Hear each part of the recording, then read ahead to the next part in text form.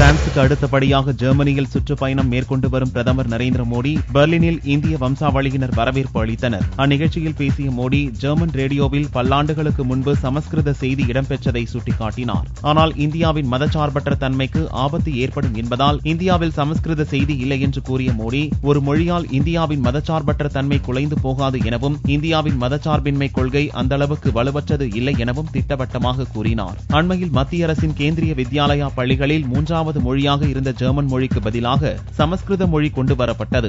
ஜெர்மானிய பிரதமர் ஆங்கலா மெர்க்கலுடன் மோடி நடத்தப்போகும் இருநாட்டு உறவு குறித்த பேச்சுவார்த்தையின் போது ஜெர்மன் மொழி பிரச்சினை விவாதத்துக்கு வரும் என எதிர்பார்க்கப்படுகிறது.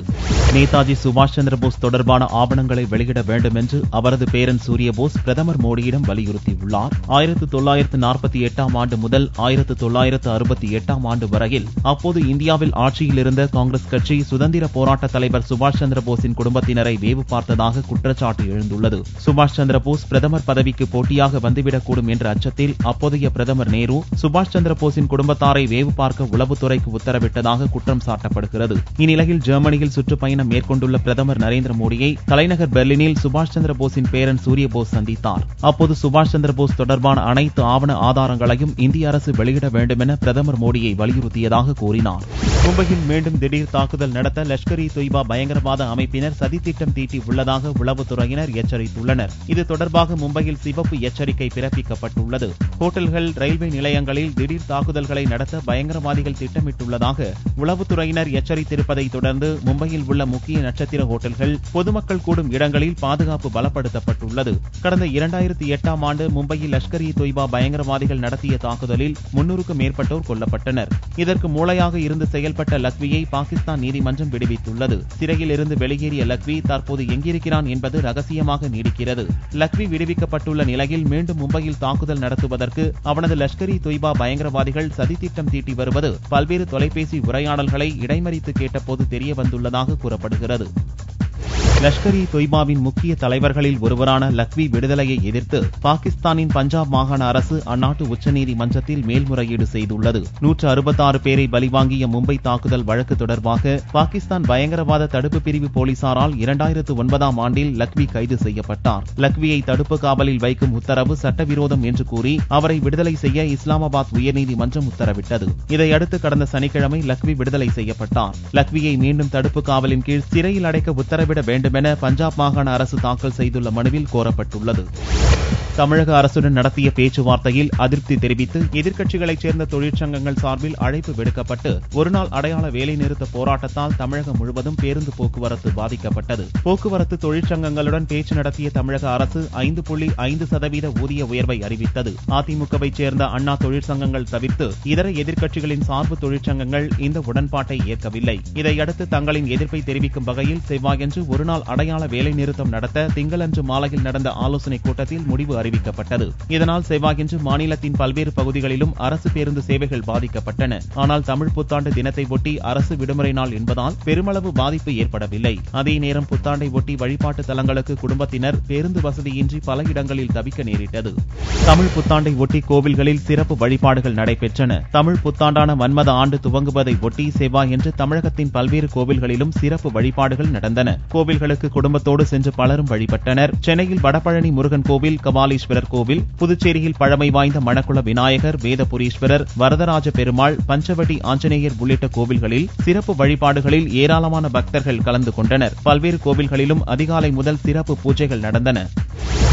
தென் தீபகற்ப மேலடுக்கு பகுதியில் நிலவி வந்த சாதகமான காற்றின் போக்கால் தமிழகத்தில் பல்வேறு இடங்களில் மழை பெய்தது. செவ்வாய்க்கிழமையன்று செய்தியாளர்களை சந்தித்த சென்னை வானிலை மைய இயக்குநர் ரமணன், அடுத்து வரும் 24 மணி நேரத்திற்கு காற்றின் போக்கு இதே நிலையில் நீடிக்கும் என்பதால் தமிழகத்தில் அநேக இடங்களில் மழை பெய்ய வாய்ப்புள்ளதாகவும் உள் மாவட்டங்களில் சில பகுதிகளில் கனமழை பெய்யக்கூடும் என்று தெரிவித்தார்.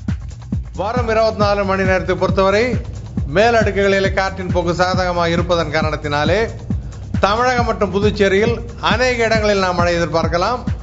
உள் மாவட்டங்களை பொறுத்தவரை ஓரிரு இடங்களில் கனமழையும் இருக்கக்கூடும். சென்னை நகரை பொறுத்தவரை வானம் ஓரளவு மேகமூட்டத்துடன் இருக்கும்.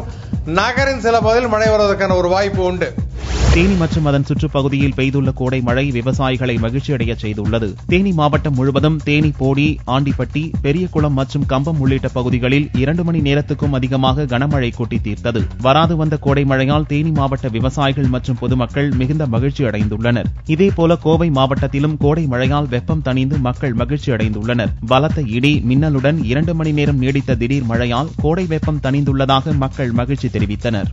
திக சார்பில் அறிவிக்கப்பட்டிருந்த தாலி அகற்றுதல் மற்றும் மாட்டு இறைச்சி உண்ணும் நிகழ்ச்சிக்கு சென்னை உயர்நீதிமன்றம் செவ்வாயன்று காலையில் இடைக்கால தடை விதித்து உத்தரவிட்டது. திக சார்பில் சென்னை பெரியார் திடலில் தாலி அகற்றுதல் மற்றும் மாட்டு இறைச்சி உண்ணும் போராட்டத்தால் சட்டம் ஒழுங்கு பாதிக்கப்படும் அபாயம் இருப்பதாக கூறி சென்னை காவல்துறை அனுமதி மறுத்தது. இதை எதிர்த்து திக சார்பில் தொடரப்பட்ட வழக்கை விசாரித்த நீதிபதி ஹரி பரந்தாமன் நிகழ்ச்சியை அமைதியாக நடத்தவும் உரிய பாதுகாப்பு வழங்கவும் உத்தரவிட்டு திங்களன்று இரவு 8 மணிக்கு உத்தரவிட்டார். இதை எதிர்த்து தமிழக அரசு சார்பில் மேல்முறையீடு செய்யப்பட்டது. இதை அவசர வழக்காக விசாரணைக்கு ஏற்றுக்கொண்ட நீதிபதிகள் சதீஷ்குமார், அக்னிஹோத்திரி, வேணுகோபால் ஆகியோர் கொண்ட 2வது அமர்வு தனி நீதிபதியின் உத்தரவுக்கு இடைக்கால தடை விதித்து உத்தரவிட்டு வழக்கின் அடுத்த விசாரணையை ஏப்ரல் 28ஆம் தேதிக்கு ஒத்திவைத்தது. ஆனால் காலை 6 மணியில் இருந்தே பெரியார் திடலில் திகவினர் குழுமியிருந்தனர். திட்டமிட்டதற்கு முன்பாகவே நிகழ்ச்சியை அவர்கள் துவக்கினர். நீதிமன்றம் தடை விதித்தது குறித்து போலீஸ் தரப்பில் தெரிவிக்கப்பட்டதை அடுத்து நிகழ்ச்சி பாதியில் நிறுத்தப்பட்டது. புதன்கிழமை முதல் மீன்பிடி தடைக்காலம் அமலுக்கு வந்துள்ளது. மீன்களின் இனப்பெருக்கத்துக்காக ஆண்டுதோறும் ஏப்ரல், மே மாதங்களில் 45 நாட்களுக்கு மீன்பிடி தடைக்காலம் அமல்படுத்தப்படுகிறது. இவ்வாண்டு புதன்கிழமை முதல் மீன்பிடி தடைக்காலம் அமலுக்கு வருகிறது. காரைக்கால் பகுதியில் இவ்வாண்டு மீன்பிடி தடைக்காலம் 61 நாட்களாக நீடிக்கப்பட்டுள்ளதாகவும் இந்த காலத்தில் விசைப்படகுகளில் மீன்பிடிக்க செல்ல வேண்டாம் என்றும் மாவட்ட கலெக்டர் வல்லவன் கேட்டுக் கொண்டுள்ளார். ஆம் ஆத்மி கட்சியின் பொறுப்புகளில் இருந்து நீக்கப்பட்ட பிரசாந்த் பூஷன், யோகேந்திர யாதவ் ஆகியோர் தலைமையில் குர்கானில் எதிரணியினரின் ஆலோசனைக் கூட்டம் நடந்தது. புதிய கட்சி துவங்குவது குறித்து முடிவெடுப்பதற்காக தங்களது ஆதரவாளர்களுடன் ஆலோசிப்பதற்காக போட்டிக் கூட்டத்தை பிரசாந்த் பூஷன், யோகேந்திர யாதவ் செவ்வாயன்று கூட்டியுள்ளனர். இக்கூட்டத்தில் 1000க்கும் அதிகமானவர்கள் பங்கேற்றுள்ளனர். நாள் முழுக்க நடக்கவுள்ள இக்கூட்டத்தில் புதிய கட்சி துவங்க வேண்டியது அவசியமா என்பது குறித்து ஓட்டெடுப்பு நடத்தி இறுதி முடிவெடுக்க பிரசாந்த் பூஷன், யோகேந்திர யாதவ் திட்டமிட்டுள்ளதாக கூறப்படுகிறது. போட்டிக் கூட்டத்தை கூட்டியதன் மூலம் அவர்கள் கட்சியை விட்டே நீக்கப்படலாம் என்று எதிர்பார்க்கப்படுகிறது. அரசு தரப்புடன் நடத்திய பேச்சுவார்த்தையில் சுமூக முடிவு ஏற்படாததை அடுத்து புதன்கிழமை முதல் சத்துணவு ஊழியர்கள் காலவரையற்ற வேலைநிறுத்த போராட்டம் அறிவித்துள்ளனர். சத்துணவு ஊழியர்கள் சம்பளம் மற்றும் ஓய்வூதியத்தை அதிகரிப்பது, காலி பணியிடங்களை நிரப்புதல் உள்ளிட்ட 35 அம்ச கோரிக்கைகள் வலியுறுத்தப்பட்டு வந்தன. இது தொடர்பாக திங்களன்று சென்னையில் அரசு தரப்புடன் நடந்த பேச்சுவார்த்தையில் ஒரு சில கோரிக்கைகள் தவிர மற்ற கோரிக்கைகள் தொடர்பாக சுமூக முடிவு எட்டப்படவில்லை என்றும், எனவே திட்டமிட்டபடி புதன்கிழமை முதல் காலவரையற்ற வேலைநிறுத்த போராட்டம் நடக்கும் என்றும் சத்துணவு ஊழியர்கள் சங்க மாநில தலைவர் பழனிசாமி அறிவித்தார். இது தொடர்பாக செவ்வாயன்று திருச்சியில் ஆலோசனைக் கூட்டம் நடந்தது. இதில் போராட்டத்தை அடுத்த கட்டத்துக்கு எடுத்துச் செல்வது குறித்து விவாதிக்கப்பட்டது. சத்துணவு ஊழியர்கள் போராட்டத்துக்கு திமுக ஆதரவு தெரிவித்துள்ளது. செம்மரம் கடத்தியதாக அந்தியூர் மலை கிராமத்தவர் மீது ஆந்திராவில் தொடரப்பட்ட வழக்குகளை தமிழகத்துக்கு மாற்ற வேண்டும் என்ற கோரிக்கை வைக்கப்பட்டுள்ளது. ஈரோடு மாவட்டம் அந்தியூரை அடுத்த பர்கூர் ஊராட்சிக்கு உட்பட்ட மேற்கு மலை தாளக்கரை, ஒன்னகரை, தம்புரெட்டி, ஒத்தனை உள்ளிட்ட மலை கிராமங்களைச் சேர்ந்த 46 பேரை கடந்த 2013ஆம் ஆண்டு கேரள மாநிலத்தில் மூங்கில் மரம் வெட்டும் வேலைக்கு அழைத்து செல்வதாக கூறி ஆந்திர மாநிலத்திற்கு செம்மரம் வெட்டுவதற்காக அழைத்துச் செல்லப்பட்டனர். அங்கிருந்து தப்பி வந்த 17 பேரை ரேணிகுண்டா போலீசார் கைது செய்தனர். திருப்பதி நீதிமன்றத்தில் இவ்வழக்கின் விசாரணை நடைபெற்று வருகிறது. இந்நிலையில் திங்களன்று ஈரோடு மாவட்ட ஆட்சியர் அலுவலகத்திற்கு வந்த மலைவாழ் மக்கள் ஆந்திர மாநிலத்தில் நடைபெறும் வழக்குகளை தமிழகத்திற்கு மாற்றம் செய்ய வேண்டும் என கோரி மனு கொடுத்தனர்.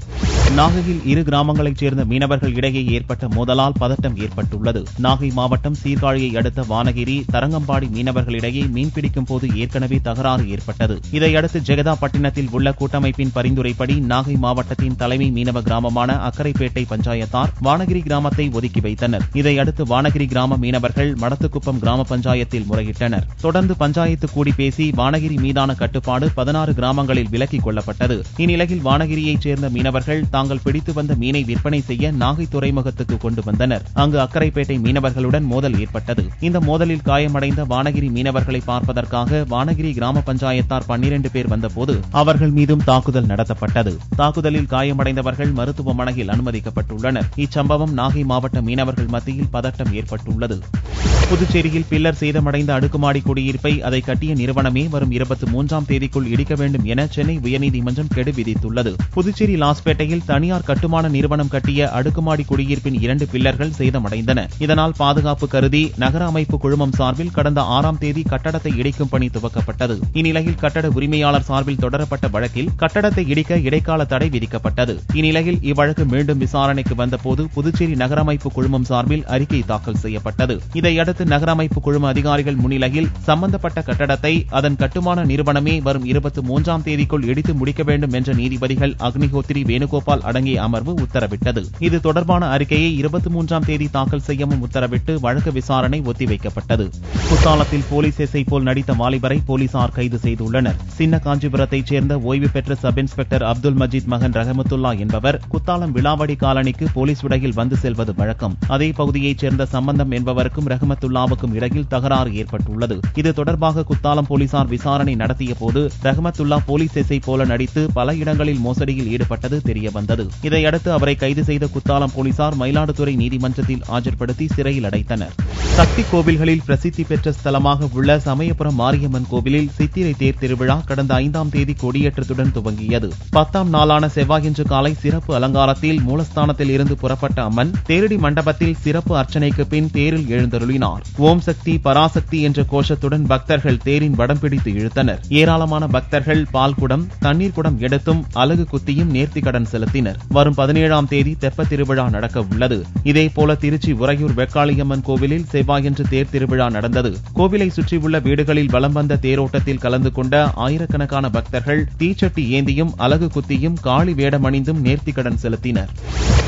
தங்கம் மார்க்கெட் மற்றும் பங்குச் சந்தைகளுக்கு செவ்வாயன்று விடுமுறை தினம். இதனால் தங்கத்தின் விலையில் மாற்றமில்லை. ஒரு சவரன் 20,152 ரூபாய்க்கு விற்பனையானது. 1 கிராம் ஆபரண தங்கம் 2,519 ரூபாயாக இருந்தது. வெள்ளி 1 கிராம் 39 ரூபாய் 40 காசுகளுக்கு விற்பனையானது. பார் வெள்ளியின் விலை 36,810 ரூபாயாக இருந்தது. ஆஸ்கர் பிலிம்ஸ் தயாரித்துள்ள பூலோகம் படத்தை வெளியிட தடை விதித்து கடன் வசூலிக்கும் தீர்ப்பாயம் உத்தரவிட்டுள்ளது. ஆஸ்கர் பிலிம்ஸ் நிறுவனம் பெரும் பொருட்செலவில் ஐ படத்தை பிரம்மாண்டமாக தயாரித்து வெளியிட்டது. இந்த படத்துக்காக இந்தியன் ஓவர்சீஸ் வங்கியில் ஆஸ்கர் நிறுவனம் பெரும் தொகையை கடனாக பெற்றிருந்தது. இந்த கடனை திருப்பிச் செலுத்தாததை அடுத்து கடன் வசூலிக்கும் தீர்ப்பாயத்தில் இந்தியன் ஓவர்சீஸ் வங்கி முறையிட்டது. ஐ படம் வங்கியின் ஒப்புதலை பெறாமலேயே வெளியிடப்பட்டதாகவும், எனவே கடன் தொகையை திருப்பிச் செலுத்தும் வகையில் பூலோகம் படத்துக்கு தடை விதிக்கவும் முறையிடப்பட்டது. இதையடுத்து பூலோகம் படத்தை தியேட்டர்களில் வெளியிடுவதற்கும் டிவி வெளியிடுவதற்கும் இடைக்கால தடை விதித்து தீர்ப்பாயம் உத்தரவிட்டுள்ளது. பிறமொழி டிவி சீரியல்களை தமிழில் டப்பிங் செய்து ஒளிபரப்புவதை நிறுத்தக் கோரி தமிழ்மொழி டிவி நடிகர், நடிகைகள் மற்றும் தொழில்நுட்ப கலைஞர்கள் புதன்கிழமையன்று அடையாள வேலைநிறுத்த போராட்டம் அறிவித்துள்ளனர். இதனால் புதன்கிழமையன்று டிவி சீரியல்கள் படப்பிடிப்பு, தொழில்நுட்ப பணிகள் அனைத்தும் ரத்து செய்யப்பட்டுள்ளன. இந்த போராட்டத்துக்கு தென்னிந்திய திரைப்பட தொழிலாளர்கள் சம்மேளனமும் ஆதரவு தெரிவித்துள்ளது. புதன்கிழமையன்று சென்னையில் உள்ள இசை கலைஞர்கள் சங்க அலுவலகத்தில் கூடி அங்கிருந்து ஒவ்வொரு டிவி சேனல் அலுவலகத்துக்கும் சென்று சின்னத்திரை கலைஞர்களின் கோரிக்கையை நிறைவேற்ற வேண்டும் என்று வலியுறுத்தப் போவதாக பெப்சி அமைப்பின் தலைவர் சிவா தெரிவித்துள்ளார்.